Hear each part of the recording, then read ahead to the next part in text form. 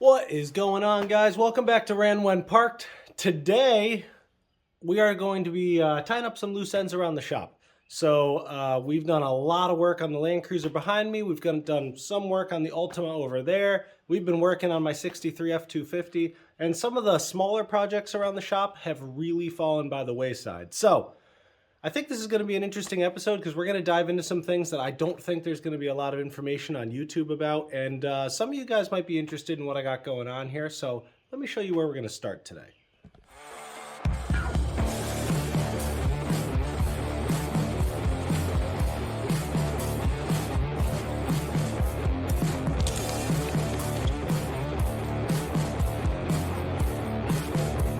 So like I said, not working on the interesting cars that I have hanging around here, but we are working on something interesting, and that is my CNC mill over here.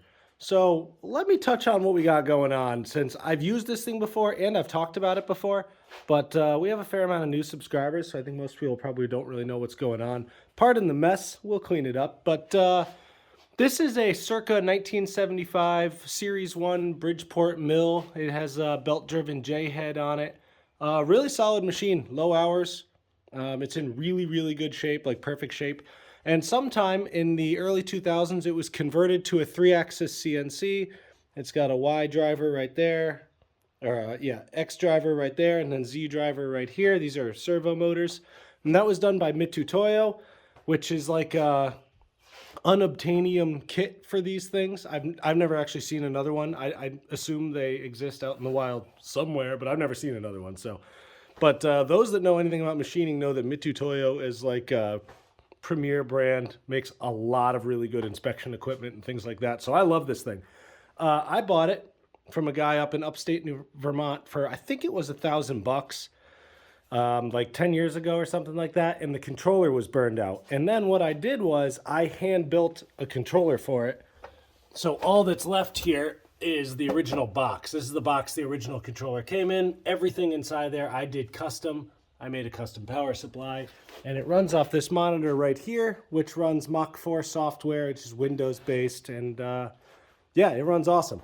So the way I have this set up is this switch turns on the control, this switch turns on the spindle, because these are 223 phase and I only have 220 single phase. So I have a variable frequency driver here that simulates 3-phase for the spindle motor, and that is controlled right here. I'll show you guys all this stuff kind of operating later, but the thing is, this thing started out as like an experiment because I'd never done anything like this before, and it just kind of grew, and now you can see that I have a mess.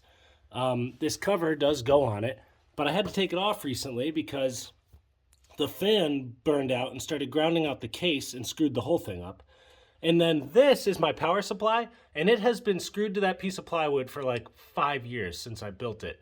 And this is a rectified 110 volt power supply, which creates like 155 volts DC. I did all this stuff myself, and that's, you know, kind of a disaster. So we have a variety of wiring atrocities going on here. I mean, look at this little setup, the 220 coming in.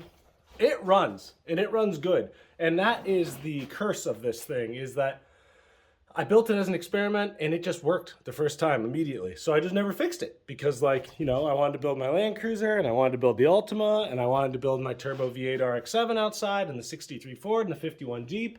And later on, I got a lathe. And then I retrofitted digital readouts on the lathe up there, you know.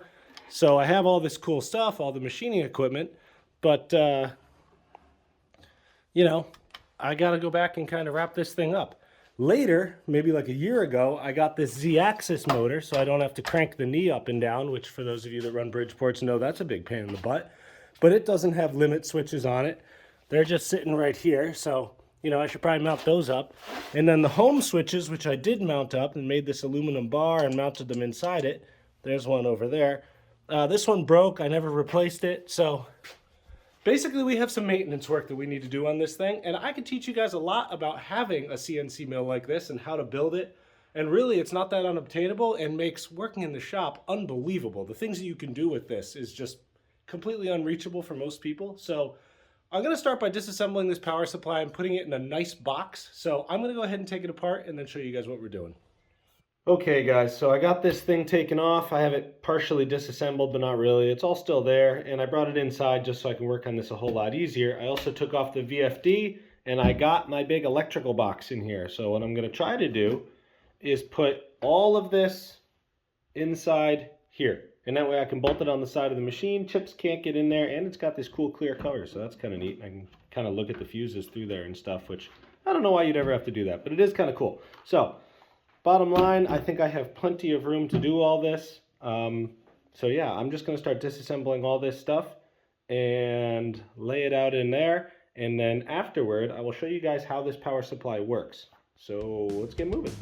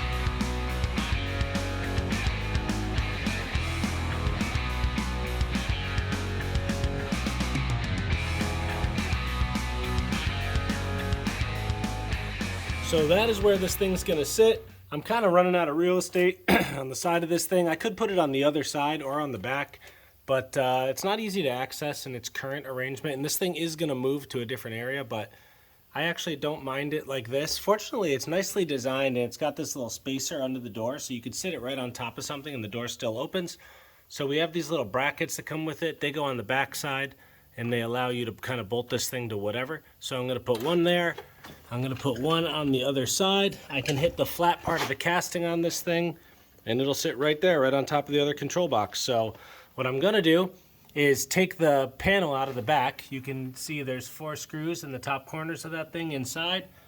You can just take those 4 screws out and you can take your whole electrical panel off. I'm gonna do that, and then I'm gonna mount this thing on, and then we'll start running wires inside and get ourselves back up and running. So let's keep moving. So we're mounted up. We got our hardware in the bottom. I didn't put any mounts in the top because it's on the arch of this casting, and on this corner it's off the back of the casting, so I can't really do it. However, it doesn't want to move at all, so it's kind of perfect. And obviously these things, the whole point of them is not to vibrate and be stationary. What's funny is I didn't think about this shelf, so you can't actually close it without picking the shelf up a little bit and going under, so that's kind of funny. However, I think I mentioned before, this machine is not going to be sitting here forever. I'm actually going to be moving it in the relatively near future. So next thing we're going to do is put our panel back in and decide where we want our wiring to come through. I assume this bottom right corner, but we're going to double check on that. So I'm just going to throw it in right now. So pretty obvious now that everything's in there. The easiest thing would be to just put my 2 bulkheads right in here, probably one on top of the other because I don't want to go sideways and get in the way of the 12-volt converter. Maybe up a little bit so it's not in the way of the latch either, and we'll run all our wiring through there. So let's take it all back apart, drill a couple holes, put the bulkheads in, then we'll start running wires. So I got it on the bench now. We got our plate in there. I marked my 2 holes on the side with Sharpie marker. I'm just going to throw a big hole in it with a unibit real quick after I take this out because I don't want to get the crap all in the power supply and stuff. And then we will install our bulkheads right here. And then we'll probably do some of the wiring inside the box because I got to run from the power over to the converter here and a couple other little things. So we'll probably do that. Yeah, then we'll throw it back on the machine and wrap it up. All right, so we got her all put back together. Everything is wired up. We got our VFD wired. We have our 110 in. We have our 12 volt all done. Everything is pretty clean inside the box. All the 220 for the VFD is all clean coming down the back side.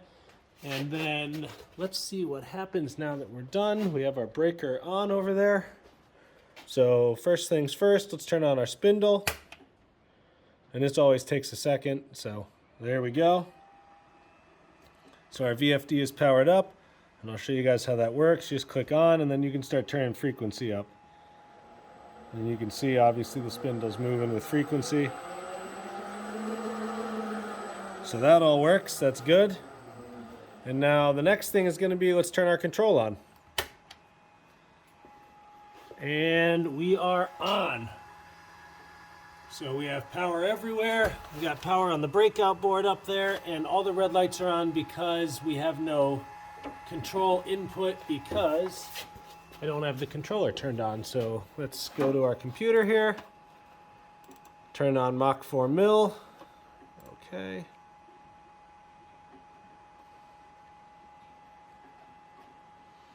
Now as soon as this opens up, we should go to 3 green lights on all the drives. All right, we're open. And we got blinking green lights in there now. So let's hit enable and we should be 100% functional. And we are. So we have X movement, we have Y movement, and we have Z movement.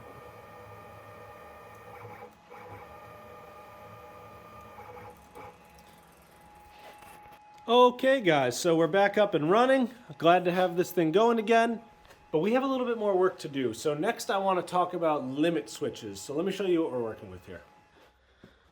So on this machine we have 2 different types of limit switches. Number 1 is for the X, Y, and Z axes, and they are built into these aluminum square stock pieces right here, which I fabricated, and these just use micro switches. So essentially, when the table comes all the way to the back, before it collides with the machine itself, it has this little piece on here that I made, and it hits this switch. And once it closes it, it just stops the machine, freezes it on all axes, kind of like hitting the emergency stop until you back off of it very slowly. However, I have a couple broken ones. This one, the arm is missing. And then this one over here, the arm is there, but it doesn't actually close the switch. It never actually works. So I bought some switches right here. They are, I think, the exact same thing. They're just brand new. So we're gonna have to pop those out and replace the broken ones, and then I'll have some spares. Now, the other type of switch on this is this guy, which is a different type of limit switch, and this is for the knee motor that drives the whole table up and down. And basically it mounts like right there-ish, and then you put something up on top at the top height and something at the bottom height, and it just runs into this switch and closes it or opens it. And when it collides on either side, then it stops the motor. And I'll show you how that motor works right here. So this is not part of the CNC control. This is just to drive the knee itself. So basically, it's going down right now, and that is just so you don't have to crank that by hand, because those that are in the know that you have to crank it around a ton of times to go all the way up to all the way down. So that's just a time saver, and it goes up also, obviously. So all we have to do is find out where the maximum top height is, where the maximum bottom height is, mark those 2 points, put in a couple bolts or something. We'll drill and tap 4 holes, 2 for the switch and then 2 for the stops, and then we'll get that thing all set up and we'll move on to the other switches. So let's get moving.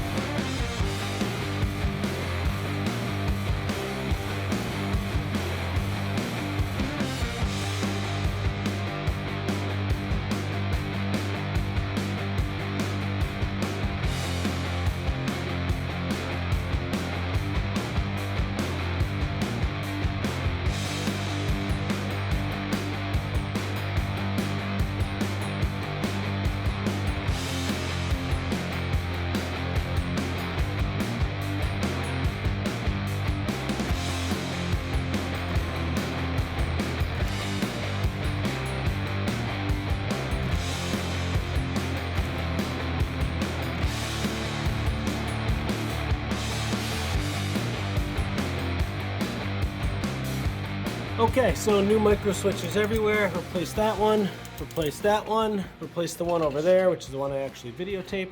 So that is all set. We have all our switches working. I tested them all, life is good. We got one more thing to do before this thing's wrapped up, and that is we need a fan on the controller. Now, I think I told you guys that I had a problem recently where the fan shorted out and shorted out the whole system, and it was a nightmare. Well, that fan is still in there, only because it mounts from the bottom, and therefore I'd have to take all the drives out, and basically I'd have to take everything out to get it out. However, it does have a filtered intake in front of it, and it does have, or maybe, well, yeah, filtered intake, and then it's got an exhaust over here. So what I'm going to do is I'm just going to put another small fan, this guy,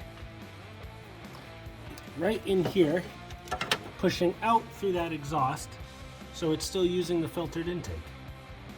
And that's going to be very, very simple, and I'm going to do the most redneck solution possible, and that is I'm just going to duct tape it into the hole. And I have my old power wires right here, which go through the case, which power the old fan. So all we have to do is take these two wires and give them 110 volts, which we can test right here. Might be difficult to do while holding a camera, but I'm going to give it a shot. Here we go. So it's running, it's pushing this way. So all I have to do is hook these two up to these two wires, and then take, there's a plug back here, let me see if I can feel for it, that plug right there, and hook it up through the bulkheads up to here, and we will have a fan, and that will go on with our power switch for the control. So let's do that, and then we're going to be all done with this thing.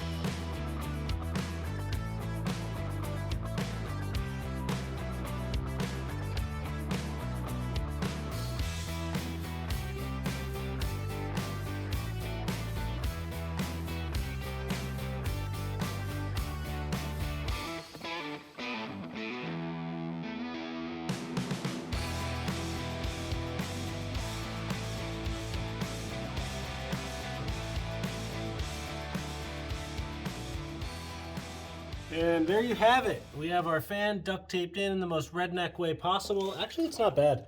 It's pretty firm in there, and all the rest of the vents are closed off, so it should pull some pretty good air through this thing. And then we have our wires all nicely organized up and around the VFD and going to the main power feed right there. So that is all good. Now, all we have to do is test this thing. So we click our switch on, and I already hear the fan. She's going. Blowing the right direction. Everything looks good. Yeah, it's pulling a pretty good amount of air. So now all we have to do is put our cover on, and then we can test this thing out and do some cutting. So we're almost done. By the way, while we were time-lapsing there, I showed you guys this little thumb drive that says backup. It was over here. It was just in the way of the duct tape. And that is in there because not that long ago, this thing caught like a power surge or something, and it cooked the PC up here that runs it. And I had to buy a new PC, and I couldn't salvage anything out of the old hard drive, and it took me a long time to make it work again and get all the parameters right. So when I did that, I decided that I would make a copy of this hard drive and put it on a thumb drive and just tape it inside that case. So that's what that is. That's my emergency backup, just in case this thing craps the bed again, because I don't want to take weeks to get all the parameters right again. So that's that. Okay, boys, so we are buttoned up for the first time like ever. It's all put back together nicely. I did a lot of wire management here, as good as I can. Like the limit switch wires are pretty long, so it kind of is what it is. But it's not bad, all zip tied up, running up the back. Over here is a complete rat's nest, but what are you gonna do, you know? So let's do some milling, test this thing out with some geometry. See what she's got.